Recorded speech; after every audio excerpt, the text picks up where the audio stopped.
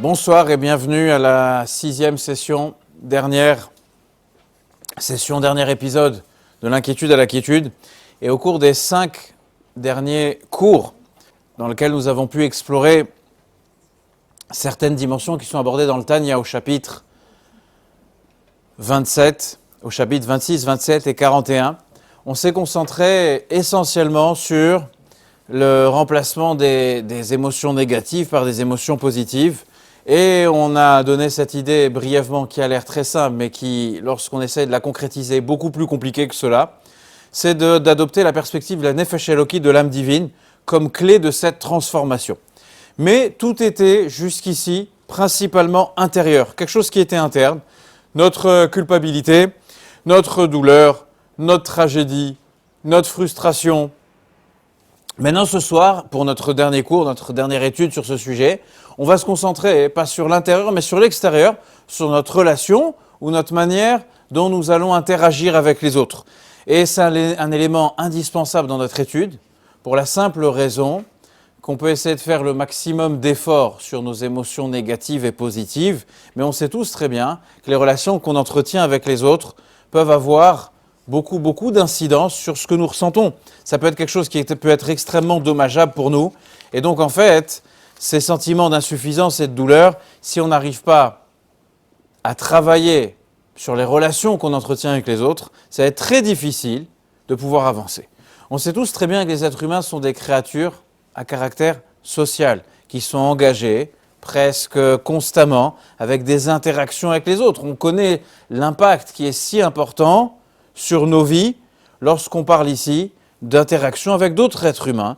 Et donc finalement, forger des émotions positives, c'est bien beau sur le papier, c'est bien beau lorsqu'on l'entend, lorsqu'on essaye de le concevoir, mais dès lors qu'on essaye d'interagir avec d'autres personnes, c'est quelque chose qui est autrement plus difficile.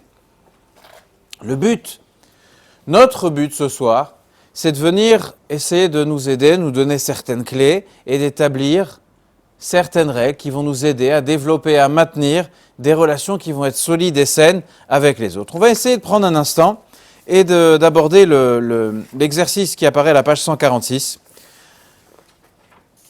Pensez à une personne que vous connaissez, avec qui vous souhaiteriez mettre en pratique les connaissances que vous allez acquérir au cours de cette session. Je vais essayer de penser, je vais pas vous demander ce soir de dire à voix haute quelle est cette personne, mais peu importe. Ça peut être dans votre cercle le plus intime, dans votre famille, dans votre couple, avec vos enfants, vos parents, vos frères et vos sœurs, ou ça peut être des relations de travail, des amis, des voisins, peu importe qui. Et petit b, notez 3 choses que vous avez en commun avec cette personne. Ça peut être, peu importe les points communs, idéologiques, philosophiques, professionnels, hobbies qui vont venir agrémenter votre vie. Et ensuite, vous allez noter 3 différences les plus évidentes entre elles et vous-même. Pourquoi il est important de répondre à ces questions? C'est parce qu'on essaiera de voir en fin de parcours quel a été notre avancement sur la personne qu'on a nommée, avec laquelle on veut venir ici développer notre relation avec elle, et de voir est-ce qu'il y a une certaine compatibilité entre nous et cette personne-là. Une question ou une réflexion en général, page 147, en théorie. Est-ce que vous pensez que 2 personnes prises au hasard sont-elles en mesure d'entretenir de bonnes relations? Le prochain passant qui va apparaître sur les images de la vidéoprotection du Bet Rabad, est-ce que cette personne prise au hasard, on est en mesure d'entretenir, chacun d'entre nous, de bonnes relations avec elle? Et on va essayer de voir ce que la Torah elle a à dire et comment la Torah elle répond à cette question-là.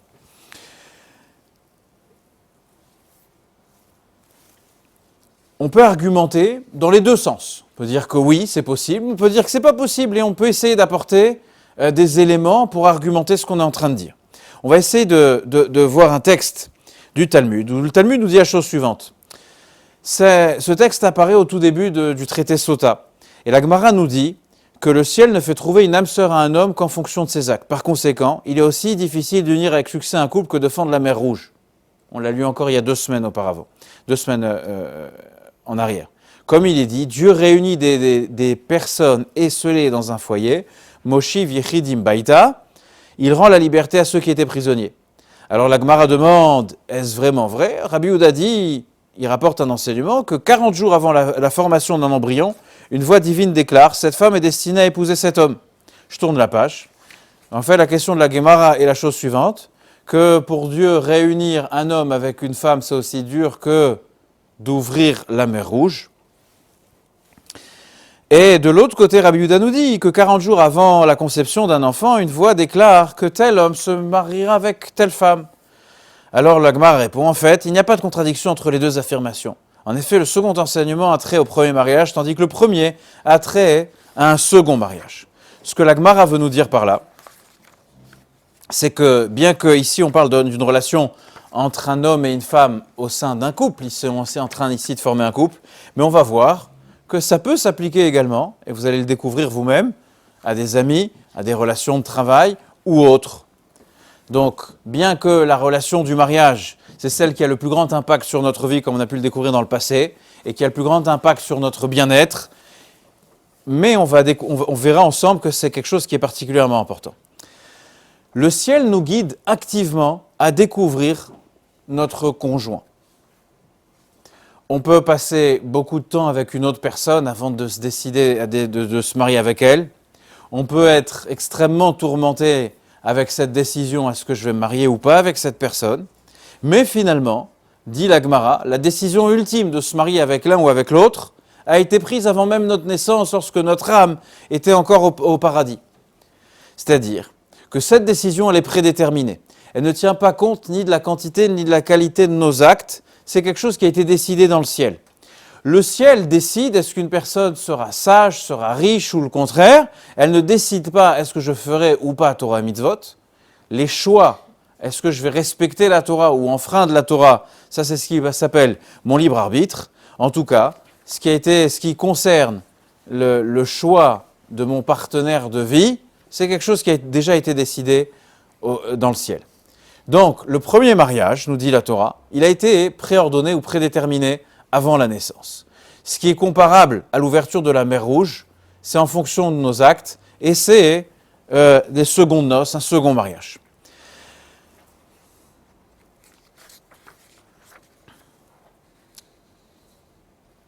La Gemara dit ici qu'un deuxième mariage n'a pas été prédéterminé avant la naissance. Les partenaires sont guidés bien évidemment par la providence divine, mais cette providence, elle va faire en sorte juste de les mettre en condition pour qu'ils puissent avancer. Maintenant, la question qui est la nôtre, c'est est-ce que cette lecture talmudique, ce passage du Talmud, apporte un éclairage sur la compatibilité des individus qui sont pris au hasard? La question de tout à l'heure, c'était est-ce que le prochain passant dans la rue, est-ce qu'on peut ouvrir, on peut faire naître ici une relation avec lui? Est-ce qu'il y a une compatibilité qui est possible? Avec cette idée, qu'est-ce que la Gemara, qu'est-ce que le Talmud nous apporte? Que de manière générale, pris au hasard, les individus sont généralement incompatibles. Le premier mariage entre un homme et une femme, il n'est pas aléatoire. Il a déjà été prédéterminé avant même leur naissance. Maintenant, pour un second mariage, il y a un élément ici qui vient à manquer. En fait, ce qu'on voit, c'est que pour Dieu, c'est quelque chose qui est extrêmement difficile, comme l'ouverture de la mer Rouge. On va expliquer tout de suite pourquoi il y a cette analogie et pourquoi on compare l'un avec l'autre. En tout cas, on voit que pris au hasard, c'est quelque chose qui reste difficile. Pourquoi il en est ainsi? Alors, on va découvrir un texte du Maharal de Prague, où le Maharal nous dit la chose suivante. Réussir à réunir, je suis à la page 149, un couple est aussi difficile que fendre la mer Rouge. Scinder une entité intrinsèquement indivisible, bien évidemment, pour Dieu, il n'est pas plus difficile de marier quelqu'un que d'ouvrir la mer en deux. L'un n'est pas plus facile ou difficile, ce ne sont pas des termes qui s'appliquent à Dieu. Ce qu'on veut simplement expliquer, dit le Maharal, que scinder une entité intrinsèquement indivisible comme la mer en deux parties distinctes requiert un véritable exploit. Réunir deux entités intrinsèquement distinctes révèle également du miracle. Ce qui était naturellement appelé à rester uni, à l'ouvrir, à le diviser, à le partager en deux, dans l'esprit de l'homme, c'est un véritable exploit. Dieu est en train de nous dire que réunir deux choses, deux éléments, deux individus qui sont distincts l'un de l'autre naturellement, les réunir, c'est également quelque chose qui est un exploit. Continue le Maharal, il dit la chose suivante, que le verset cité qui nous dit que Dieu réunit des yechidim, des personnes esselées, des personnes qui sont seules dans leur foyer, le terme yechidim connote la singularité. Chacun est entièrement différent et distinct de l'autre. Cependant, Dieu les établit ensemble et les fusionne en une seule entité. Tout comme fragmenter une mer intrinsèquement indivisible, c'est une véritable gageure de forger une seule et même entité à partir d'entités aussi distinctes qu'un homme et une femme. Feindre la mer Rouge, dit le Maharal pour finir, était contraire aux lois de la nature. De même, la réunion heureuse des couples est contre nature, car par nature ils sont distincts au point que les réunir nécessite une intervention surnaturelle. Le Maharal est en train de nous dire que le défi de la construction d'une relation qui va être réussie, parce qu'il faut avancer sur le parcours pour regarder en arrière et se dire que finalement notre union est une union qui est réussie ici. Donc en fait, qu'est-ce qu'il est en train de nous dire le Maharal? C'est que chaque personne est un univers en tant que tel. Deux univers qui sont tout à fait distincts, les réunir, les fusionner, les unir en un seul et même monde, c'est un véritable exploit. Les lois de la nature que Dieu a installées dans notre réalité, dans la création qui est la nôtre, pardon, je dis n'importe quoi, dans la création qui est celle de Dieu, encouragent les individus à rester incompatibles. Je répète ce que je viens de dire. Tel qu'on a été formé, tel qu'on a été créé par Dieu lui-même, notre ADN nous encourage à rester incompatibles vis-à-vis de l'autre. Les gens ne sont pas naturellement préparés à se séparer de leur ego. Se séparer de son ego, c'est un élément qui est indispensable pour vivre une relation qui est fonctionnelle, qui est harmonieuse. Pour pouvoir m'en séparer, ça va venir exiger de ma propre personne un exploit. Et donc finalement, cet enseignement de la Gemara, ce qu'il met en évidence, il met en évidence le défi de toute relation humaine. Là, on a parlé dans le contexte d'un mariage. Mais si c'est déjà vrai dans le contexte d'un mariage, à plus forte raison, ça sera vrai avec n'importe quelle autre relation qui peut être la nôtre. Les êtres humains sont remarquablement différents les uns des autres. Les êtres humains ont beaucoup de mal à ignorer les différences qui sont les leurs. Regardez vos portables, les médias, Facebook, Instagram, tout ce monde, cet univers a été créé pour que chacun puisse marquer la différence qu'il entend entretenir avec l'autre. Et donc en fait, puisque c'est inscrit de façon permanente dans notre ADN, dans nos gènes, il va falloir faire ici un véritable exploit, accomplir un véritable exploit, pour pouvoir avancer. Donc en fait, l'interaction entre êtres humains, comme l'interaction entre n'importe quel élément dans l'univers tout entier, donne une possibilité. Cette possibilité, c'est ce qui s'appelle la friction. Plus l'interaction elle va être intense ou elle va être intime, plus le frottement ou la friction potentielle va être plus importante. Plus les personnes sont opposées l'une à l'autre, plus ils vont se heurter à de véritables obstacles lorsqu'ils vont venir rechercher ici une relation qui va être harmonieuse. Les hommes et les femmes sont véritablement différents et le fait que l'un et l'autre cherchent à s'unir ensemble, ce qui va provoquer que chacun va devoir mettre de côté son ego pour éviter toute friction qu'ils vont pouvoir rencontrer.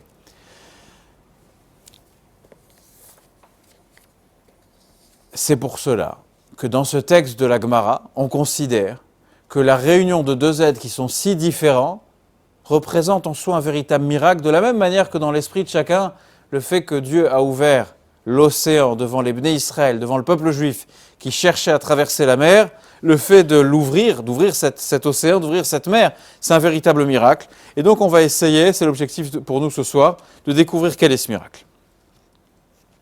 Comment construire notre propre miracle relationnel dans notre vie et ce au quotidien. Je me suis posé la question suivante. Comment les relations, elles existent tout simplement, et comment les relations, elles vont venir s'épanouir? Comment on est capable de produire un miracle humain? À première vue, comment je peux créer une relation avec vous? Comment je peux m'entretenir avec vous? Comment on peut avoir un lien d'amitié entre nous? Je me suis dit la chose est la suivante. C'est qu'en fait, on essaye de trouver un terrain d'entente et on essaye de se concentrer sur ce que nous possédons en commun. On va essayer d'ignorer les différences qui sont les nôtres et on va essayer de s'investir sur ce qui est commun entre nos deux réalités.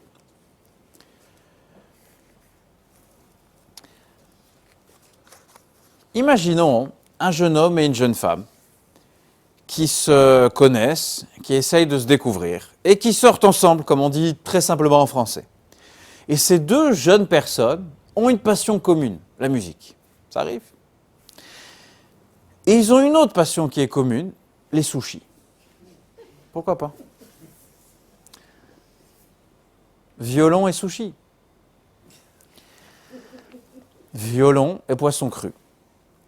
Donc ces deux jeunes personnes vont passer beaucoup de temps à écouter, à discuter, à jouer de la musique ensemble, à apprécier les talents musicaux l'un de l'autre, à assister à des concerts, en dégustant bien évidemment le poisson cru qu'on vient de décrire, en dégustant des sushis. Ils vont mettre de côté leurs désaccords politiques, leurs différences, des fois leur état d'esprit, parce que ce qui compte pour eux, pour ces deux personnes, c'est la musique et les sushis. Leur passé, leurs perspectives, leurs vœux les plus chers ou les plus profonds, leur avenir, finalement ils vont l'installer à l'arrière du véhicule de leur vie et leur existence va se résumer, peu importe le terme qu'on va utiliser, se résumer ou pas, à concert et poisson cru pour pouvoir se lier ensemble. Les opinions, les croyances, les goûts, les aversions, les expériences, peu importe, on laisse ça de côté. Ce qui va constituer la glue de notre couple, c'est que les deux, on s'adonne, on s'investit dans ce qui s'appelle la musique, parce que c'est ce qu'on aime par-dessus tout. Et donc c'est véritablement le chemin le plus important qui existe dans notre vie. Donc ce qui fait quelque part que puisqu'on se ressemble, donc on s'assemble. Il y a une autre voie qui est peut-être moins digne de confiance que la précédente, ça s'appelle pas, la sollicitation, l'appel d'un élément qui est tout à fait extérieur et superficiel. La personne, Paul, est attiré chez Paulette, des noms qui me viennent tout à fait au hasard, par son apparence, par des éléments qui sont superficiels. Délibérément, je néglige l'absence d'autres domaines de compatibilité. Il y a une voie encore moins digne que le terrain d'entente, que de chercher qu'est-ce que j'ai en commun avec l'autre, avec celui qui va devenir mon partenaire. C'est l'appel, la sollicitation. Le premier est attiré par le second, parce que le second peut lui offrir en termes d'apparence, en termes d'éléments superficiels. Je vais délibérément négliger l'absence d'autres domaines de compatibilité. Le fait que la façade, le fait que l'extérieur me plaise, suffit à entamer ici une relation avec l'autre et de choisir de vivre avec cette autre personne. La faille qui existe dans l'approche du terrain commun ou de la sollicitation telle qu'on vient de l'expliquer, elle est capturée dans les mots intemporels de nos sages qui apparaissent à la page 150. Il est dit dans Pirkei Avot que tout amour qui est gagé sur une condition, kol ahava shetluya bedavar, qui est dépendante d'une condition, lorsque la condition n'est plus remplie, l'amour s'éteint. Je me suis marié, je me suis engagé dans une relation avec une autre personne pour une certaine condition ou par une certaine condition. Lorsque cette condition n'est plus remplie, elle disparaît. L'amour, la relation disparaît avec elle. Celui qui n'est gagé sur aucune condition ne s'éteint jamais. C'est beau à dire. Qu'est-ce que ça veut dire? Continuons déjà. Quel est l'exemple de l'amour qui est gagé sur une condition? Dit la Mishnah, l'amour d'Amnon pour Tamar. Quel est l'exemple de l'amour qui n'est gagé sur aucune condition? Nous dit la Mishnah. C'est l'amour de David pour Jonathan et Jonathan pour David. La Mishnah est bien évidemment, pour vous, pour moi, énigmatique. La Mishnah nous décrit deux types d'attractions et illustre la distinction entre ces deux types d'attractions avec des histoires qui se sont passées. Et les deux incidents, finalement, sont passés à peu près durant la même période. Le premier exemple qui nous est ramené par la Mishnah implique le roi David et ses deux enfants. David Amelech avait plusieurs femmes et il avait un garçon qui s'appelait Amnon et une fille qui s'appelait Tamar qui partageaient le même père mais pas la même mère. Leur père étant David, le roi David Amelech, mais pas la même mère. Le premier incident mentionné dans la Mishnah nous parle de Amnon, le fils du roi, qui est attiré par sa demi-sœur. Et qui est attiré de manière, on va dire, pathologique par sa demi-sœur. Et ce qu'il va faire, c'est qu'il va prétendre être malade, il va demander de l'aide à sa demi-sœur, elle va lui apporter à manger, et il va abuser de sa sœur, de sa demi-sœur. Dès lors qu'il abuse d'elle, la Torah nous raconte que la passion qui l'animait, qui l'attirait, il était aimanté vers cette femme, va disparaître en un instant, et que cette passion va se transformer en dégoût, en haine, qui va être la plus importante qui soit. Et dans cet épisode horrible que nous raconte la Torah elle veut venir ici nous exprimer une leçon qui défie le temps et qui est valable aujourd'hui aussi. Passons au deuxième épisode. Je reviendrai sur le premier après, mais passons au deuxième épisode. Deuxième épisode a lieu un peu plus tôt dans la vie de David Améler, toujours, mais pas avec ses enfants. C'est la vie de David avant qu'il n'accède au trône d'Israël. Il est, David, le gendre de son prédécesseur, de Shaoul Améler. Il va se marier avec Michal, la fille du roi, et le roi Shaoul considère David, son gendre, comme une menace, et à juste titre, une menace que David devienne le prochain roi d'Israël et empêche son propre fils, c'est-à-dire Jonathan, de devenir le prince héritier, de devenir le prochain roi d'Israël. Seulement, le roi tente d'exécuter Shaoul, tente de tuer David. Qui à chaque fois sauve, c'est le propre fils de Shaoul, c'est-à-dire Jonathan. Shaoul est conscient que c'est lui le prochain prétendant au trône, et pourtant, par l'amour qu'il ressent, la fidélité, la loyauté, l'amitié qu'il a pour David, il va sauver son ami David plusieurs fois. C'est l'allié improbable de David Améler au sein du palais. Jonathan savait très très bien que si David allait survivre, il allait être le prochain roi d'Israël. Il le savait, c'est pas qu'il l'ignorait. Jonathan va aller jusqu'à mettre sa propre vie en danger, désobéir au roi, c'est-à-dire à son propre père, dans le but unique de maintenir la vie du roi David. Essayons de comparer ces deux histoires. Qu'est-ce qui a poussé Amnon à agir contre sa sœur ? Regardez les mots de la Mishnah, vous l'avez à la page 150. Qu'est-ce qui a poussé ? Et c'est important de cibler ce qui a pu les animer. Et la Mishnah fait très attention à employer certains mots. Qu'est-ce qui a poussé qu'est-ce qui a poussé Amnon à agir de manière si malencontreuse contre sa sœur ? Les mots qui sont employés par la Mishnah, le mot est amour. Donc si je devais reprendre la phrase, un amour si fort et puissant qu'Amnon a tout risqué pour agir en conséquence. Il était animé d'un amour complètement déplacé, c'est pas le sujet, si puissant qu'il a tout risqué. Maintenant, je passe à l'autre épisode. Qu'est-ce qui a motivé Jonathan à agir pour le bien de David ? La réponse, c'est exactement le même mot, l'amour. L'amour qu'il portait pour son ami David. Donc si je reprends la même phrase, un amour si fort et puissant qu'il a tout risqué pour agir en conséquence. Selon dit la Mishnah, il y a une distinction qui est ici, un distinguo qui est critique ici, et qui est énoncé dans la Mishnah. L'amour d'Amnon, il est attiré uniquement par ce qui est extérieur, sa beauté physique, fugace. Par contre, l'amour de Jonathan pour David, c'est le lien de l'âme qui est inébranlable. J'ai dû me perdre quelque part, voilà. Je reviens. L'amour d'Amnon, dit la Mishnah, dépendait d'une considération qui est spécifique, la beauté physique de sa demi-sœur Tamar, rien d'autre. Il n'était pas attiré par elle parce qu'il considérait que ses traits de caractère étaient sublimes. Il ne la chérissait pas du tout, c'était seulement son apparence. C'était quelque chose, bien que ce qu'il ressentait, et c'est d'ailleurs tout le piège, ce qu'il ressentait, il avait bien l'impression, et à juste titre, que c'était puissant et réel. Mais la preuve que ce n'était que physique, c'est que dès lors qu'il va abuser de cette jeune fille, tout va venir ici disparaître. Les flammes féroces de l'amour vont être étouffées par des seaux entiers de culpabilité et ne laissant plus rien derrière lui. Et qu'en fait, ce qui est en train de se trouver, c'est que, comme nous dit le texte, cet amour va être transformé en haine. Et la même intensité qu'il ressentait par amour pour sa sœur, cette même intensité va se transformer en haine. Et il va ressentir une haine qui est incroyable. Jonathan, d'autre part, il appréciait David, pas pour ce que David était superficiellement. Jonathan n'était pas, nous dit le texte, une personne qui était classique, une personne qui était ordinaire. C'était une personne qui était dotée d'énormes qualités, d'érudition, de piété, de compétences en leadership, de bravoure, d'empathie, de conscience qui était morale. En fait, le texte est en train de nous décrire le fils de Shaoul comme étant le parfait candidat pour être le prochain roi d'Israël.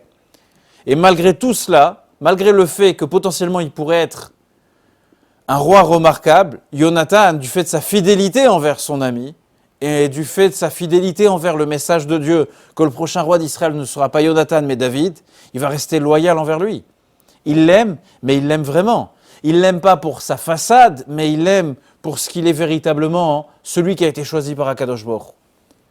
Amnon est épinglé dans sa relation par la limite même de la relation qu'il essaye d'entretenir avec sa demi-sœur, avec Tamar. Et quand la relation lui échappe, il n'a plus rien dans la main. Il lui reste plus rien. Il lui reste que de la haine. Il lui reste qu'un échec qui est incroyable et qui va rester pour l'éternité. L'échec incroyable de ce fils de David qui s'appelle Amnon envers sa propre demi-sœur.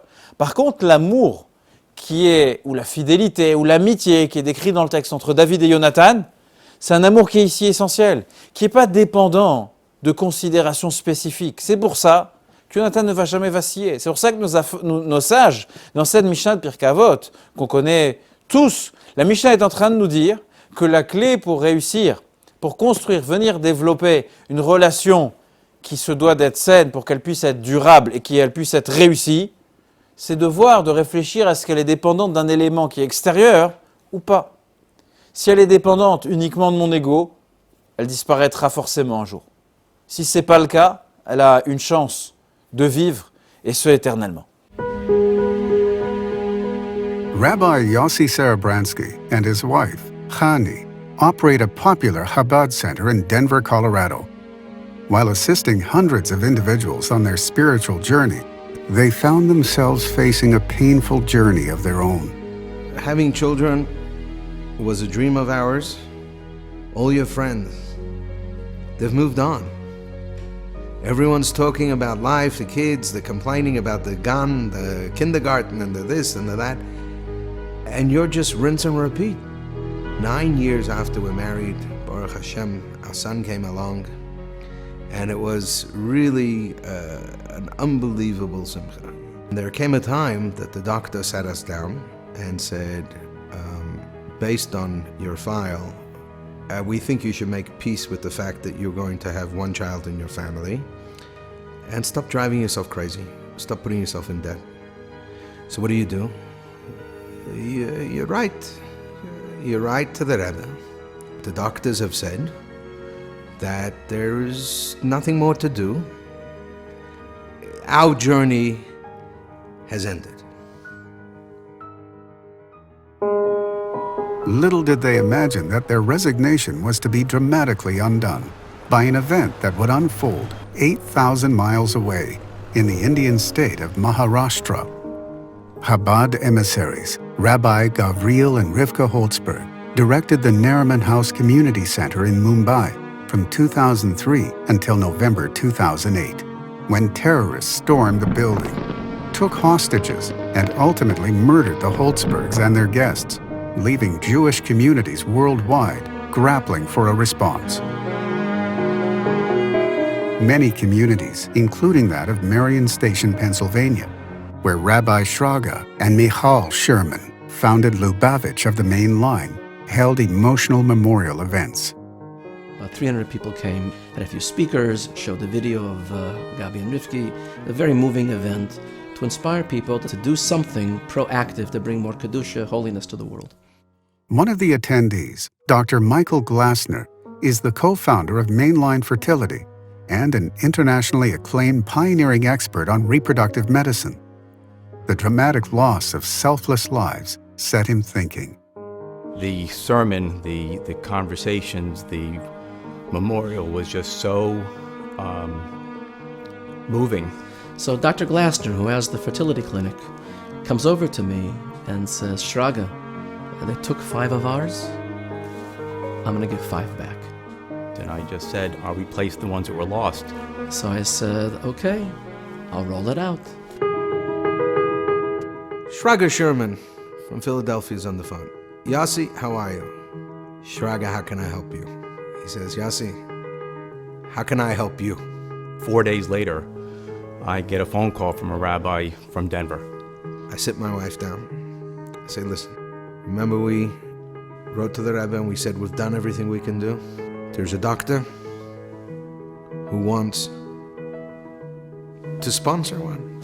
But when they tell me we still have that dream and then it's a money issue, that shouldn't be there.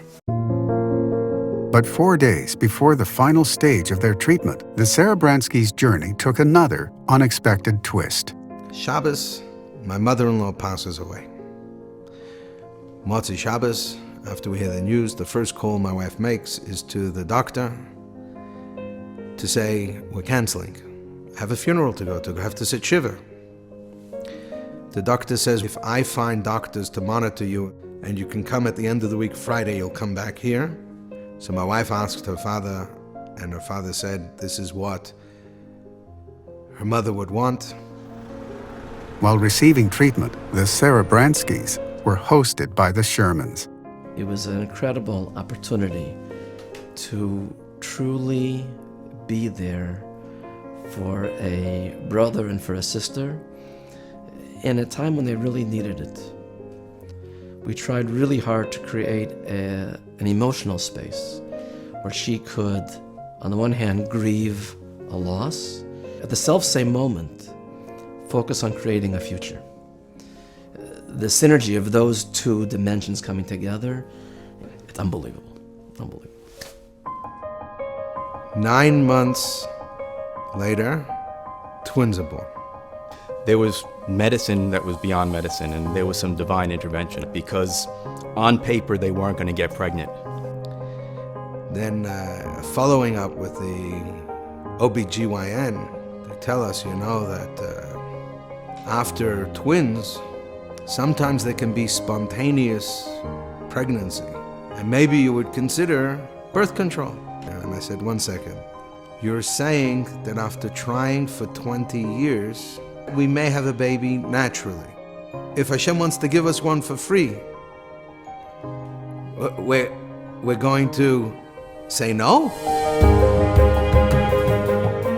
Out of this phone call from Shraga Sherman, what was us making peace with having one child, we're now, Baruch Hashem, have a family of 4. But we're a miracle family.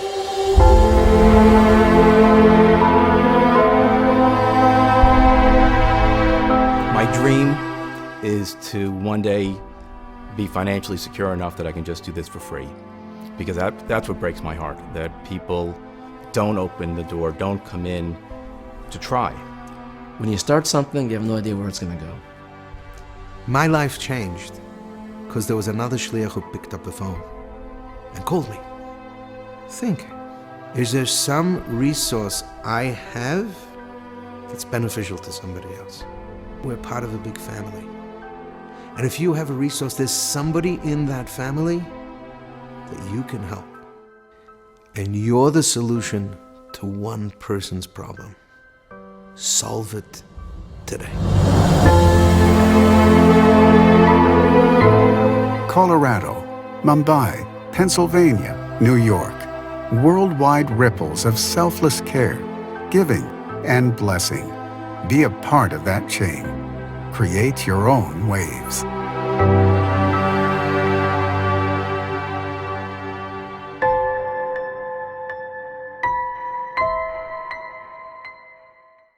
L'amour conditionnel, les intérêts communs peuvent changer ou disparaître. Dans l'exemple qu'on a donné tout à l'heure, la passion de la musique ou des sushis peuvent changer.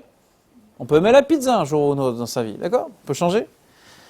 Des intérêts plus importants peuvent faire leur apparition, ce qui va faire qu'on va se séparer dans notre vie parce que je suis ici en train de choisir autre chose. À un certain moment de ma vie, certains éléments étaient pour moi critiques, indispensables. Est-ce qu'ils étaient réfléchis? Est-ce qu'ils étaient mûrs? Est-ce qu'ils étaient animés des valeurs les plus profondes, les plus authentiques de ma personne? Non, c'était quelque chose de superficiel. Mais j'ai fait un choix de vie avec ces éléments-là. Malheureusement, la météo changera à l'intérieur de moi. Je viendrai à aimer ou à détester, à me rapprocher ou à m'éloigner de certaines choses. Et finalement, puisqu'il y aura ce rapprochement ou cette distance avec certaines choses, mon conjoint aussi ressentira cela. Même si nos deux partenaires continuent toute leur vie à aimer la musique et à aimer les sushis, il est possible qu'un jour ou l'autre, il y ait d'autres facteurs qui soient aussi importants dans leur vie. Et pas forcément que le partenaire considère que ça soit exactement pareil. ce qui va créer un peu de désenchantement, ce qui va créer un peu de friction, et ce qui va faire que finalement, le terrain d'entente n'est plus une plateforme qui est assez fiable pour nous maintenir dans une relation. Donc c'est quelque chose qui va devenir plus difficile. Maintenant, on voit que certaines personnes ont des points communs et que finalement, ces points communs, ils vont réussir à faire et à contredire ce que je viens d'expliquer auparavant. Avec ces points communs, ils arrivent à entretenir une certaine relation qui va durer pendant un certain temps ou pendant très longtemps. Comment ils réussissent à faire une telle chose? C'est que déjà, on doit fournir énormément d'efforts, un engagement indéfectible à se concentrer sur ces points qui sont communs, et c'est quelque chose qui est assez difficile. Maintenant,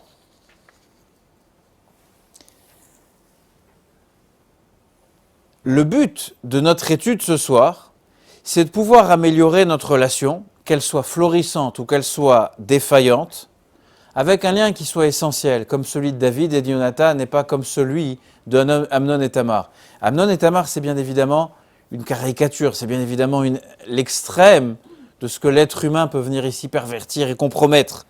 Mais on va essayer de comprendre qu'est-ce qui est en train de se passer. On va essayer de revenir sur un thème qui a été exploré lors des précédentes sessions, les précédentes cours, qu'en fait finalement il y a une distinction fondamentale qui existe à l'intérieur de notre propre personnalité, entre les deux forces spirituelles qui vivent à l'intérieur de nous, c'est-à-dire entre notre âme animale et notre âme divine, entre une première âme qui est dirigée vers le but de la vie, qui est dirigée vers un sacrifice qui transcende sa propre personne, qui en un mot est dirigée vers Akadosh Baruch Hu, tandis que la seconde, elle est orientée vers soi-même, elle est orientée vers son ego, et c'est la source de tout l'égoïsme qui peut animer une personne sa vie durant. En ce qui concerne les relations, il n'y a rien de plus contre-productif que de penser à soi. Il faut bien évidemment penser à soi. Mais à quel soi faut-il penser? C'est ça la question. Se concentrer uniquement sur ses propres besoins et son ego viendra à arriver au texte qui apparaît à la page 151, dans lequel le philosophe et moraliste et analyste politique, qui apparaît à la page 151, nous écrit la chose suivante. Deux personnes égocentriques ne s'entendront probablement pas. Peuvent tenter. Des fois, on est même attiré. On peut être attiré de s'unir avec une personne ou de s'entendre avec une personne qui est aussi égocentrique que soi. Une personne égocentrique croit que ce qu'elle veut, désire, préfère ou valorise est bon, juste et vrai. C'est vrai ou pas? Ce que je considère est bien évidemment vrai. Aussi, elle pense que les autres partagent les mêmes états subjectifs qu'elle. Si une des personnes est égocentrique alors que l'autre ne l'est pas, il n'y a plus de chance que la relation dure, mais il est peu probable qu'elle soit très gratifiante. En effet, tôt ou tard, même les personnes les plus tolérantes ont tendance à se lasser d'apaiser constamment une personne égocentrique. Au début de votre relation, pendant un certain nombre d'années, j'ai accepté que mon partenaire, mon collègue, mon voisin, mon ami, la personne qui est assise à côté de moi à la synagogue, ma propre épouse, j'ai accepté d'être tolérant vis-à-vis de son ego. Mais il y a un moment où ça doit cesser, il y a un moment où je ne suis plus capable de faire une telle chose. Il faut qu'elle cesse de ne penser qu'à elle et de penser à quelque chose qui transcende notre propre relation. Donc en fait, le modèle le plus efficace, ce n'est pas de trouver un terrain d'entente. Et bien évidemment, ce n'est pas d'être sollicité et de répondre à cet appel que la superficialité de l'autre peut susciter chez nous. Mais véritablement, je dois aller activer la perspective de mon âme divine, de ma Nefesh Elokit. Mon âme naturelle, naturellement, de manière innée, elle est égocentrique. Elle ne peut être liée à l'autre que parce que l'autre est capable de m'apporter. L'âme divine, elle est parfaitement préparée à cette relation avec l'autre. Pourquoi? Parce que du point de vue de l'ego, l'autre ne peut intégrer mon plan de vie que s'il correspond exactement à ce que je cherche dans ma propre vie. C'est-à-dire que tant que l'autre correspond, il m'aide à apporter ce que je cherche dans ma propre vie, ma musique, mes sushis, alors il a ma place. J'aime l'autre parce qu'il m'apporte ce que j'aime. Mais finalement, est-ce que je l'aime pour ce qu'il est? Pas forcément. Donc en fait, nos intérêts communs, on a choisi, c'est deux égoïstes qui choisissent de vivre ensemble. C'est bon pendant un certain temps. Mais finalement, j'adore les sushis et j'adore la personne qui adore également les sushis. Pourquoi? Parce qu'elle me permet également de passer un meilleur moment. J'aime le whisky. Je ne parle pas de moi, c'est un exemple que j'ai pris au hasard. Et j'aime m'entourer de personnes qui aiment également le whisky. Parce que mon expérience de découverte de la palette aromatique du whisky sera plus enrichie et développée si je m'entoure d'autres personnes qui ont exactement le même hobby ou les mêmes satisfactions que le whisky peut m'apporter dans ma vie. Mais finalement, qu'est-ce que je suis en train ici d'aimer? Pas quelque chose de sublime, pas quelque chose de transcendantal. Je suis en train d'aimer ma propre personne. Donc en fait, l'autre n'existe que parce qu'il correspond à ce que initialement j'aime dans ma propre vie. Donc finalement, je t'aime parce que tu m'aides à mieux m'amuser, à mieux profiter de la vie. C'est ce que beaucoup de couples, malheureusement, vivent. Et que beaucoup de couples, à un certain moment de leur vie, surtout au début de la relation, s'aiment mutuellement parce que l'autre leur permet d'aller un peu plus loin dans l'amusement, dans le profit, dans le plaisir qui est le leur. Et on voit très rapidement la limite qu'une telle relation peut avoir. L'âme divine, notre Neshama, elle ne se concentre pas sur son plan de vie à elle, elle n'en a pas. La Neshama, son plan de vie, c'est celui de Dieu. Du point de vue de l'âme divine, les goûts et les désirs de l'autre ne contradisent pas ou ne rivalisent pas avec les nôtres. Pourquoi? Parce que ce qui me motive, c'est la volonté divine. Comme les fois précédentes aussi, vous allez vous dire, mais je suis encore très loin de ça. On verra que, encore une fois, dans le judaïsme, c'est pas ou tout noir ou tout blanc, c'est un mouvement, on s'inscrit dans un mouvement. Lorsque je change de perspective, lorsque j'essaye de passer de mon âme animale à mon âme divine, il y a des sujets dans lesquels c'est plus facile, des sujets dans lesquels c'est plus intense, et d'autres c'est plus difficile. Dans un couple, il y a des mots en français qui ont été tellement utilisés qu'on les a littéralement assassinés. L'institution sacrée du mariage, ça veut dire quoi? Ça veut dire qu'il y a quelque chose ici qui est kadosh. Il y a quelque chose ici qui nous dépasse. L'autre partenaire du mariage, c'est qui? C'est Dieu lui-même, c'est Akadosh Baruch Hu lui-même. Donc en fait, finalement, lorsqu'il y a des frictions à l'intérieur du couple, il va falloir passer à une réalité qui est beaucoup plus profonde, qui nous dépasse tous, qui s'appelle la réalité de la Torah, qui s'appelle la réalité de l'âme divine. Donc en fait, finalement, ce n'est pas ce que je veux moi, ce n'est pas ce que j'attends moi, mais c'est ce que Dieu attend. Pour le faire, pour le ressentir, il faut passer à autre chose. Il faut passer du paradigme de notre âme animale à celui de notre âme divine. Et finalement, je parlais d'un couple, mais c'est valable pour n'importe quelle relation entre êtres humains. On partage tous le même but et la même mission sur Terre. Donc en fait, lorsque je considère le but ultime de la mission sur Terre de chaque être humain, lorsque je regarde la vie à travers les yeux, les lunettes de mon âme divine, il y a un caractère unique à tous les êtres humains. C'est pour ça que finalement, l'autre n'est pas en train de me contredire. Je ne suis pas là. Toutes les similitudes, toutes les différences, toutes les bizarreries ou tous les avantages ou bénéfices que l'autre peut apporter, peu m'importe finalement. Pourquoi? Parce que ce qui est si important, c'est mon âme divine et son âme divine. Donc en fait, je suis l'expression de la volonté divine sur terre lorsque je fais Torah et Mitzvot, et c'est également vrai pour l'autre. Donc en fait, biologiquement, nous sommes tous distincts les uns des autres. Dans l'espace, géographiquement, on est séparés par des corps qui sont différents. Dans notre conceptualisation de la vie, on est divisé par la compréhension des esprits et des volontés qui sont tout à fait différentes les uns des autres. Mais nos âmes divines, notre Neshama, elle ne fait qu'une chose. Et comme on va le décrire, on va le voir tout de suite, finalement, c'est plus que des frères et des sœurs d'une même famille. Nous sommes tous les branches vivantes d'un même arbre. Et donc en fait, c'est ce qui apparaît à la page 152. L'Admour Hazaken, dans le chapitre 32 du Tanya, vient nous dire la chose suivante, qu'un gir, bon, vous voyez, ça résume très bien ce que je viens de dire, mieux que ce que... Perspective de l'âme naturelle, je suis le centre de la relation, tes intérêts se confrontent aux miens, ou tes intérêts consolident les miens dans le meilleur des cas. Et la plupart des relations se résument à ça. C'est toujours moi qui est le centre de la relation, ou c'est une confrontation, ou tes centres d'intérêt viennent aider les miens. Ensuite, la perspective de l'âme divine. J'ai une raison d'être. Nous partageons cette raison d'être. Et on voit bien que lorsque deux partenaires s'engagent dans le voyage de la vie avec cette perspective, celle de l'âme divine, peu importe comment ils vont ici l'appeler, si cette raison d'être ce rêve, cet idéal, il les dépasse à tous les deux, alors il y a une véritable chance que leur relation, elle va venir ici s'inscrire dans la durée. La perspective de l'âme naturelle, nous sommes biologiquement et conceptuellement distincts. Et la perspective de l'âme divine, c'est que nous formons les parties d'un même tout. Pas seulement dans un couple, mais peu importe les relations qu'on peut entretenir. Pour revenir à ce texte du Tanya, texte 4, l'Admour Hazaken dit la chose suivante. Agir en faisant écho à la suggestion mentionnée plus haut. Regarder son corps avec mépris et trouver la joie dans le contentement de l'âme seule. En fait, l'Admour Hazaken vous invite ici à revivre les 5 derniers cours de l'inquiétude à la quiétude, parce qu'il en est l'auteur. Est un moyen direct et facile d'accomplir le commandement suivant, aime ton prochain comme toi-même. Si je ne changeais pas de paradigme, si je ne changeais pas de perspective de vie en passant de l'âme naturelle ou animale à celui de l'âme divine, impossible de comprendre ce verset, aime ton prochain comme toi-même. Ça va me revenir. Un comique français très connu, qui est décédé dans les années 80.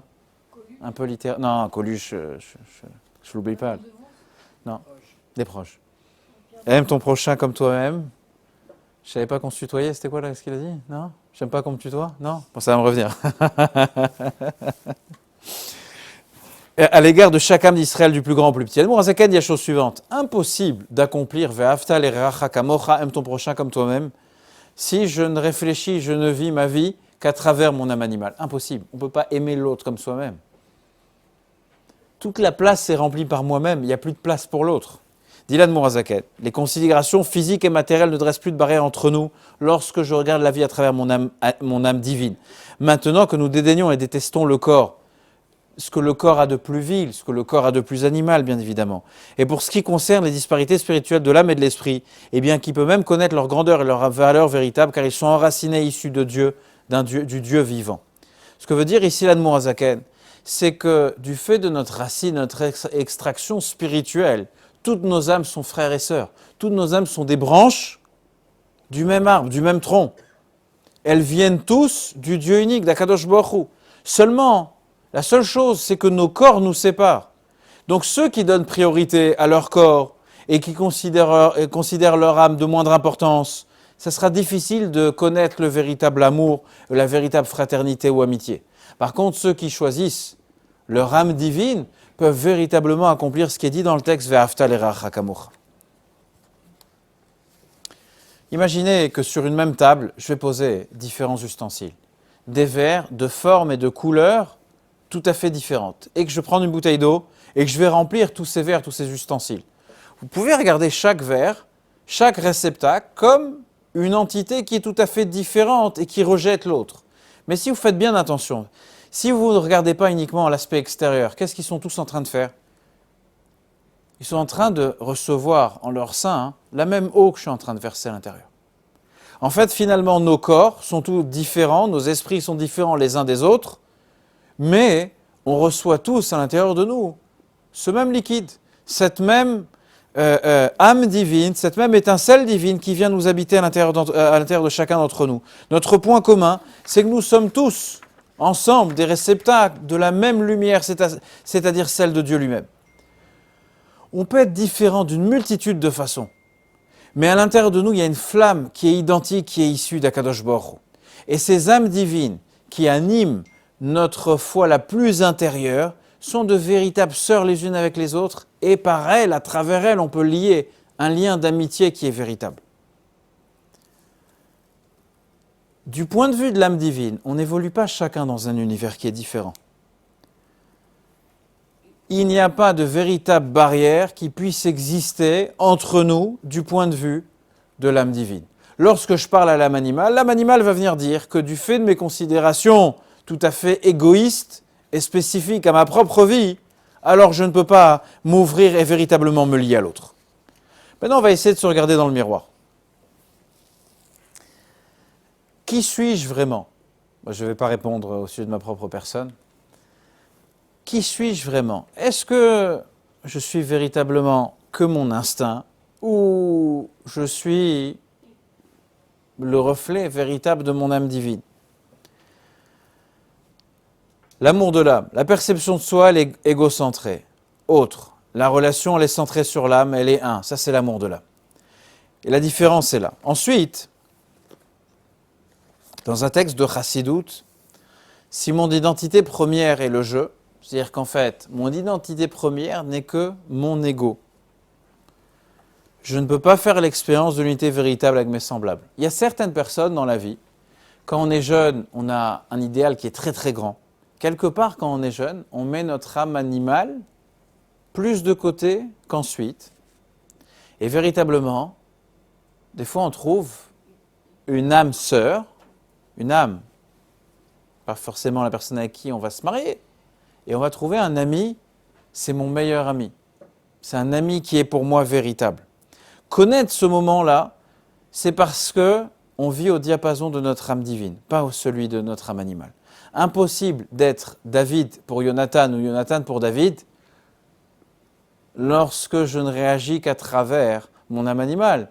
S'il ne réagissait que par son âme animale, Jonathan, il avait toutes les raisons d'écarter David. Il avait toutes les raisons de laisser son père assassiner David. Il était, dans l'esprit de beaucoup, l'héritier légitime du trône d'Israël. Rien de moins. Donc finalement, la plus grande barrière qui existe entre moi et mes semblables, moi et mon prochain, la plus grande barrière qui existe, c'est ma propre personne. Page 155, vous avez un tableau que vous avez construit vous-même, établi vous-même et développé ces semaines précédentes. On va aller juste ce qui est en gras tout en bas du tableau, dans les relations. L'émergence du lien intrinsèque avec Dieu que nous possédons tous peut réunir deux personnes différentes. Sans cela, c'est uniquement le terrain commun ou c'est uniquement ce que l'autre, et une fois j'ai entendu ça, je demandais à un ami, je lui ai demandé mais pourquoi tu n'es pas ami avec l'autre? Il m'a dit mais qu'est-ce qu'il m'apporte? Ça m'avait choqué. Lui, au moins il est honnête. Qu'est-ce qu'il m'apporte? Alors je lui ai dit oui, tu as raison, il ne t'apporte rien. Donc la discussion est close, il ne t'apporte rien, donc ce n'est pas ton ami. Donc ça veut dire qu'en fait, si je devais redéfinir ce qu'est l'amitié, l'amitié c'est qu'est-ce que tu m'apportes? Tu m'apportes, tu es mon ami, je t'aime. Tu ne m'apportes rien, je ne t'aime pas, tu n'es pas mon ami. Ce n'est pas plus compliqué que cela. C'est juste et c'est entièrement vrai ce que je viens de dire. S'il ne m'apporte rien, ce n'est pas mon ami, ce n'est pas l'ami de son âme animale. Pour son âme divine, il ne lui apporte rien et malgré tout, il sera son ami. On n'a jamais dit que David a apporté quelque chose de sensationnel à Jonathan. Ça n'apparaît pas dans le texte en tout cas. Il y a un lien de Havat Israël, il y a un lien ici qui dépasse la réalité de l'âme animale. Maintenant, on a le droit de se poser la question suivante. C'est vrai ce que je viens de dire pour des relations qu'on n'a pas encore nouées. Mais qu'en est-il de relations préexistantes qui ont été à l'origine motivées par mon monde égoïste et naturel? Dans le passé, j'ai établi des relations avec Paul et avec Pierre par intérêt. Il m'apportait quelque chose, donc je suis devenu son ami. On est devenus amis. Qu'est-ce que je fais de ces relations-là? Je dois arrêter de parler à toutes ces personnes, je dois prendre mon portable et regarder un par un toutes les relations sur Facebook. Bon, Facebook, vous pouvez tout effacer ici. Qu'est-ce que j'en fais? Maintenant que j'ai réussi à comprendre, à accepter que certaines relations peuvent être triviales et tout à fait transitoires et qu'elles nous préparent à de véritables pièges si les causes sous-jacentes de notre amitié viennent à disparaître, qu'est-ce que je fais maintenant? Je dois aller examiner la viabilité de toutes les relations que j'ai. Vous imaginez le travail que ça représente? On va reprendre ça de manière plus sympathique. Que dois-je faire de toutes les relations qui ont été conçues dans le péché? Au travail, à la synagogue, mes voisins, mes amis. J'avais un intérêt, il y a quelque chose qui m'a attiré vers ces personnes-là. Et nous sommes officiellement amis. Qu'est-ce que je dois faire de tout cela? On va voir que la perspective de l'âme divine va venir nous libérer également de ces relations dans un texte qui est magnifique et qui apparaît à la page 156, qui est tout à fait magnifique. On va essayer de le lire doucement, tous ensemble. Page 157, pardon. C'est un peu long, c'est une explication du rabbi qui est sensationnelle. Nos sages mentionnent le cas d'Amnon et Tamar comme exemple d'amour tributaire de considération particulière. On l'a compris. En réalité, dit le rabbi, il existait un amour essentiel également dans ce cas, car Amnon et Tamar étaient frères et sœurs. En tant que membres proches de la même famille, ils auraient dû faire l'expérience d'une proximité indépendante de toute considération particulière. Prenons du recul.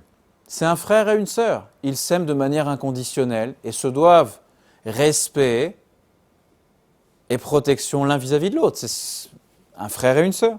Néanmoins, l'amour exprimé lors de cet épisode dépendait d'un critère, à savoir la beauté physique.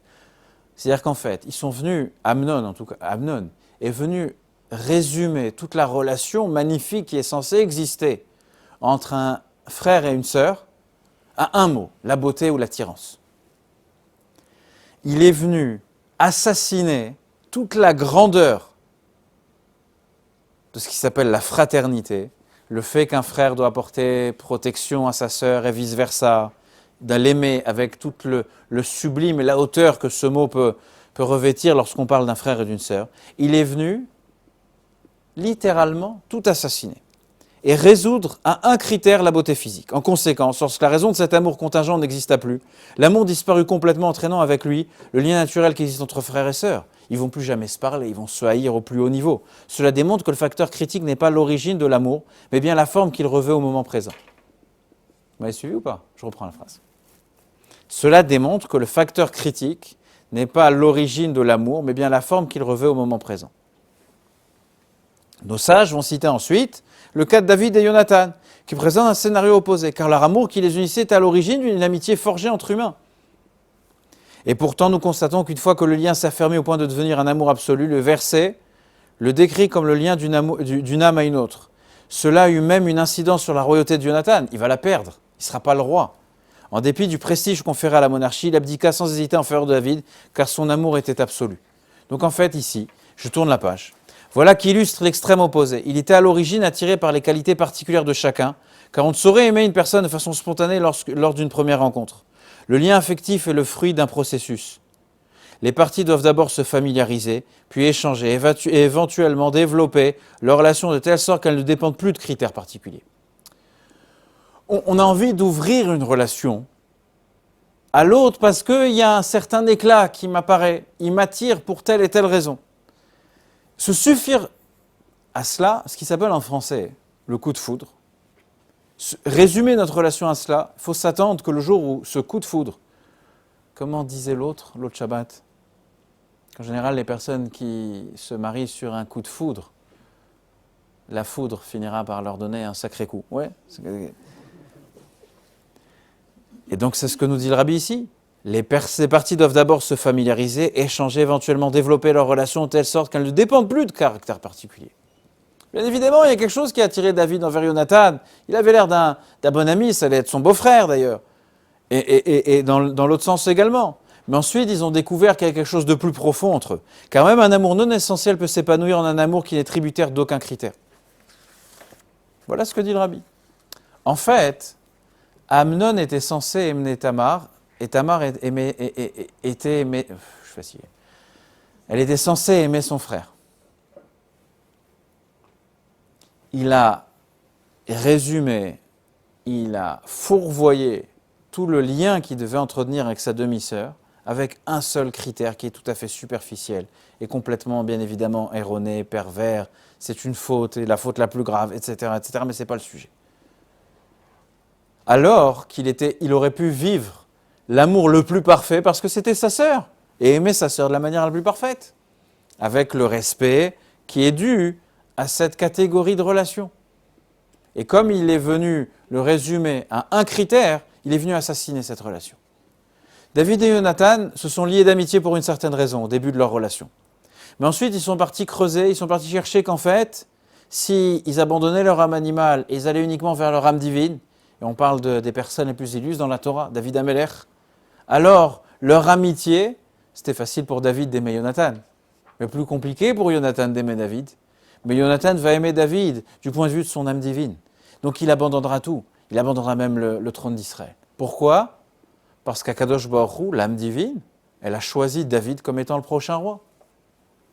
Donc est-ce que le Rabbi vient ici exprimer qu'en fait finalement, l'approche de l'âme divine, il doit venir développer une relation. J'ai pu ouvrir des relations, des chapitres de relations avec certaines personnes parce que mon ego était attiré vers elle, parce qu'elle correspondait à ce qu'elle pouvait apporter dans ma vie. Mais la Torah nous dit, allez chercher un petit peu plus loin, allez découvrir comment du fait de votre âme divine, la relation elle peut être tout autre. Donc je ne dois pas venir exterminer toutes les relations qui ont été conçues dans le péché. Je dois venir aller chercher quelque chose qui est bien plus profond que cela. Tout ce que je viens d'expliquer est issu du 32e chapitre du Tanya. On va essayer d'apprécier un mot qui est très très simple. On avait expliqué lors du premier cours que l'Admour HaZaken, l'auteur du Tanya, a mis plus de 20 ans à élaborer, à travailler sur ce chef-d'œuvre qui s'appelle le Tanya, et dans lequel il nous invite à changer de paradigme, et tout ce qu'on a pu découvrir en long et en large tient dans quelques lignes du Tanya. Maintenant, les relations entre êtres humains apparaissent au 32e chapitre. 32 en hébreu, c'est la valeur numérique, la gematria de Lev. Lev étant le cœur. Lorsque l'Admour HaZaken choisit de parler d'Ahavat Israël, de l'amour du prochain, il l'inscrit au 32e chapitre du Tanya. Ce qui est presque choquant, c'est que dans le travail initial de l'Admour HaZaken, le 32e chapitre n'apparaît pas. C'est-à-dire ce qui est expliqué au 32e chapitre n'existe pas. Plus tard, dans les versions antérieures du Tanya, l'Admour HaZaken va venir insérer un chapitre supplémentaire qui est ce chapitre sur Ahavat Israël. C'est-à-dire, les chapitres précédents et les chapitres suivants vont venir traiter de la manière dont on doit considérer son âme divine comme essentielle et son corps et son âme animale comme quelque chose qui est secondaire en termes de service de Dieu. Le Tanya s'égare au bout du 31e chapitre, le Tanya s'arrête, il ouvre une grande parenthèse et il va parler d'Ahavat Israël. Et lorsqu'il finit de parler d'Ahavat Israël, de l'amour du prochain, il reprend exactement là où il s'était arrêté à la fin du 31e chapitre.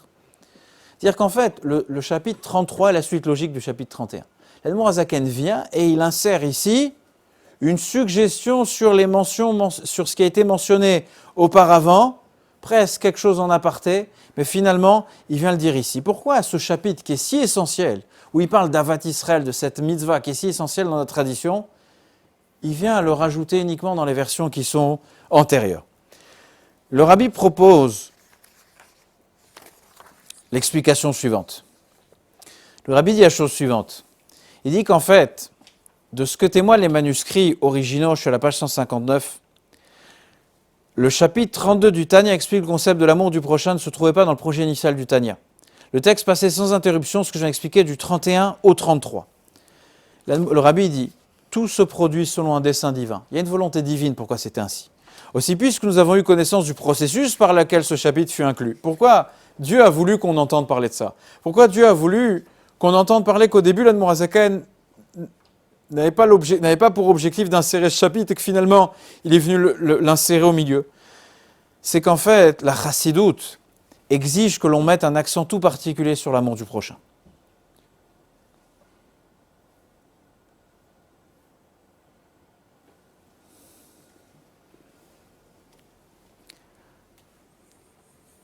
Dans la Torah, en toute chose, c'est la fin qui prévaut. C'est la fin d'un parcours qui prévaut. Donc en fait, ce que veut dire ici le Rabbi, c'est que l'Admour HaZaken a voulu que finalement, après avoir élaboré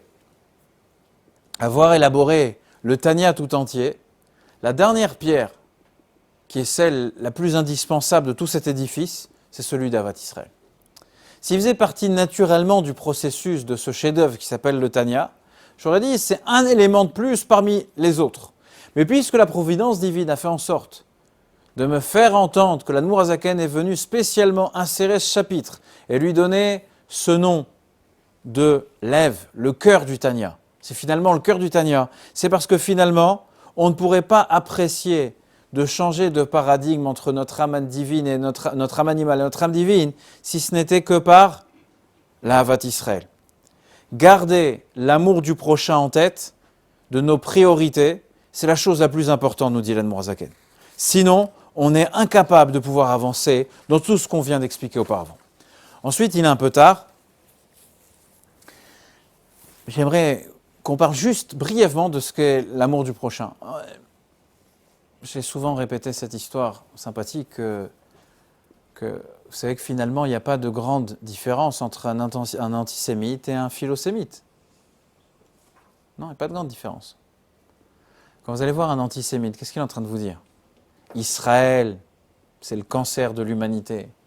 Les Juifs, c'est... Et ils peuvent vous sortir des choses, c'est immonde, immonde, immonde. Après, vous allez voir cette personne et vous allez lui dire, mais votre expert comptable, M. Cohen, il est bien juif.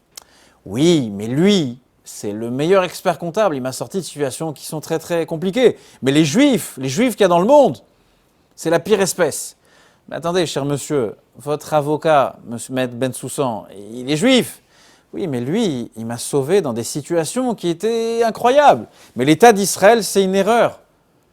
Oui, mais attendez une seconde. Et docteur Lévy, votre cardiologue, ou Cohen, ou peu importe quoi. Oui, mais lui, en médecine, c'est quelqu'un qui est particulièrement important. Et il m'a littéralement sauvé la vie. Quand vous allez voir un juif, qu'est-ce qu'il vous dit le juif?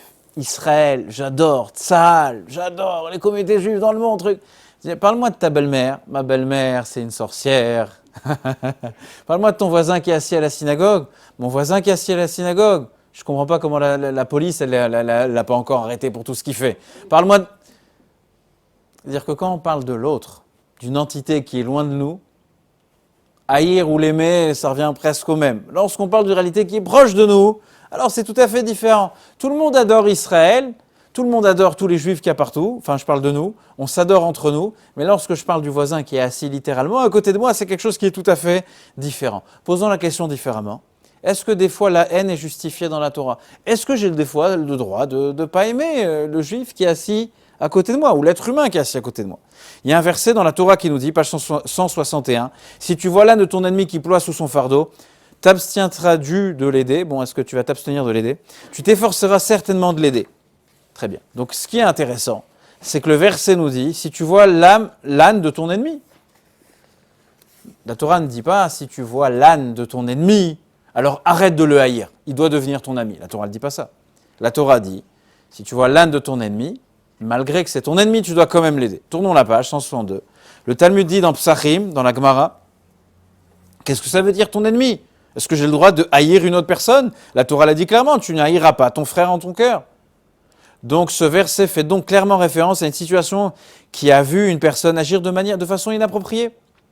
Moi, j'ai vu l'autre juif agir de manière inappropriée, c'est pour ça que j'ai le droit de le haïr. Rabbi Nachman, fils de Yitzhak, affirma que haïr une telle personne est une mitzvah, ainsi qu'il est écrit, la crainte de Dieu, c'est de haïr le mal. Bon, il faut être un grand tzaddik pour arriver à ça. Oui, je vois vos réactions. Donc on passe tout de suite à la page 163. Dylan Mourazakan, dans ce chapitre, la Medbet, lève, je reprends. Je dois aimer tout le monde. Je dois aimer chacun. Je dois détester personne. De l'autre côté, la Torah dit que des fois je vois l'âne de mon ennemi. Donc nous dit la Gemara qu'il y a certaines personnes qui se conduisent véritablement comme des ennemis. J'ai le droit de les haïr. Bon, comment je fais pour accorder tous ces textes? Dylan Mourazakan. Même en ce qui concerne ces personnes qu'on a le devoir de haïr, on n'est pas moins dans le devoir de les aimer aussi. On doit les haïr et on doit les aimer. Bon, et les deux hypothèses sont vraies. L'haïr du fait de la méchanceté qui est en eux, les aimer pour le bien qui recèle l'étincelle du divin, qui anime leur âme divine. Quand j'aime pas l'autre, j'aime pas ses mauvais traits de caractère, j'aime pas son âme animale, au même titre que je n'aime pas ma propre âme animale. Mais je dois continuer malgré tout à aimer son âme divine et ne regarder que son âme divine et de l'aimer.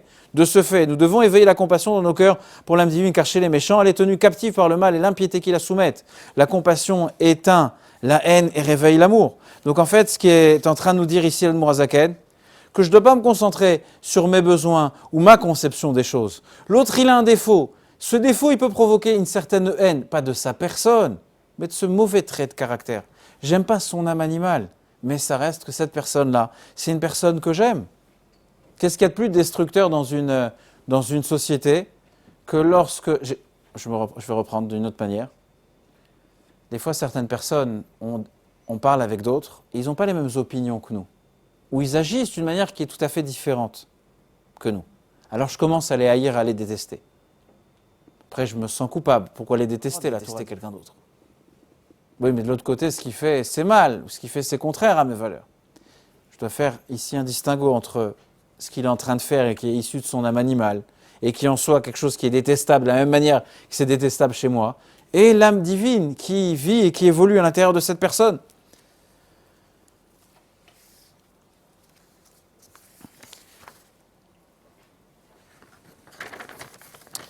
Certaines personnes autour de nous, elles ont une capacité d'agir de manière négative. Certaines personnes, elles sont capables d'avoir un impact qui est négatif.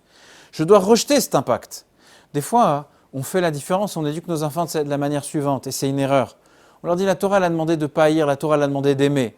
Donc le gosse, il entend ça, il se dit, bon, ben, l'autre, il est tordu, je dois aimer quelqu'un qui est tordu, ça te parle. Et c'est parti d'une bonne volonté. Et je veux venir ici menacer toute la perspective de l'éducation que je suis en train de lui donner, toute l'âme divine qu'il essaye de vivre ici. Non, il doit faire le distinguo.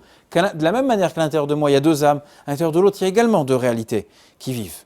Et je ne dois pas confondre l'une avec l'autre, parce que sinon, je vais venir étouffer une réalité avec l'autre réalité. L'amour et la haine sont les deux faces d'une même médaille. L'amour et la haine, on le voit bien dans l'histoire de Amnon et Tamar, la haine, ce n'était pas un élément supplémentaire qui s'inscrit dans leur histoire. La haine, c'était l'amour qu'ils avaient. Et au contraire, dit l'Admour HaZaken, puisque j'aime l'autre intensément, donc je haïs la facette de l'autre qui ne correspond pas au paradigme de l'âme divine. Imaginez-vous, vous aimez profondément vos enfants, votre époux ou votre épouse. Bien évidemment, c'est le cas. Quelqu'un qui vient nuire aux personnes que vous aimez, vous commencez à la haïr. Donc en fait, finalement, l'autre, comme tout le monde expliquait tout à l'heure, l'autre, il fait partie des branches du même tronc, du même arbre que moi. Mais s'il y a une facette de sa propre personne qui vient nuire à la réalité de cette âme divine, c'est quelque chose que je dois venir ici repousser. Bien évidemment, avant d'employer des mots comme détester, haïr, repousser, c'est quelque chose qui est assez difficile, faire ce distinguo-là. Le matin, réciter Modéani, c'est la meilleure clé pour vivre une journée qui va être heureuse. Modéani, c'est très très simple. Vous ne le connaissez pas encore en hébreu, au moins il y a le sens dans votre esprit, et récitez-le, physiquement récitez-le, apprenez-le. Je te rends hommage, roi vivant éternel, car tu as restitué en moi mon âme avec miséricorde, grande est ta fidélité. Un merveilleux moment sur quel est l'objectif de ma vie lorsque j'ouvre les yeux. Peu importe ce qui va se passer dans ma journée. Mais le réflexe, la première chose à laquelle je pense, ce n'est pas mon iPhone lorsque j'ouvre mes yeux, non, non. Un Samsung, excuse-moi. Non, mais on fait tous ça. C'est de dire réciter Modéani. Je commence la journée de la meilleure manière en me rappelant quel est l'objectif qui est le mien. Ensuite, une autre clé. L'un n'empêche pas l'autre. Une autre clé, c'est de faire mincha tous les jours. Mincha, qu'est-ce que cette prière a d'exceptionnel? C'est que, bien évidemment, on doit prier 3 fois par jour. Mais shacharit, on le prie avant de commencer notre journée. Avant d'être dans ce déluge qui s'appelle notre quotidien, je fais shacharit. Arvit, c'est à la fin de la journée lorsque je rentre chez moi et tout est fini, ou je vais à la synagogue pour la dernière fois. Ma journée est finie. Mincha a cela de particulier que je dois créer une parenthèse qui va finalement devenir le véritable pilier de ma journée, au milieu de ma journée. C'est encore une fois après Modéani. Modéani, c'est le premier regard que je jette sur ma vie aujourd'hui, c'est mon Modéani. Et au milieu de ma journée, je n'ai pas oublié à quoi j'appartiens. Ensuite, il y a quelque chose de très très important. Il faut éduquer nos enfants dès le plus jeune âge. C'est la mitzvah de la tzedaka. À la maison, dans la voiture, au bureau, à la synagogue, une boîte de tzedaka. Ici, le sujet, ce n'est pas la somme. Ici, le sujet, c'est le mouvement dans lequel je m'inscris. Je pense à l'autre, je pense à Dieu, je pense à l'autre, je pense à Dieu. Je ne fais pas une pièce lorsque mes poches vont se trouer du poids des pièces, du métal qui est à l'intérieur. Mais que finalement, tous les matins, je pense à prendre cette pièce, à préparer ces pièces pour pouvoir la mettre, pouvoir m'inscrire dans une relation avec l'autre, une relation qui est ici avec Dieu. Et bien évidemment, pour pouvoir concrétiser tout cela, je dois d'apprendre Chassidut, je dois découvrir le Tanya, je dois m'attacher au Rabbi, aller découvrir ce que ces maîtres de la Torah et de la Chassidut ont pu faire pour pouvoir nous faire découvrir l'anatomie de la psyché de l'être humain. Et comme je l'ai dit, on n'a peut-être pas apporté de solution concrète dans mon quotidien. On a ouvert une voie.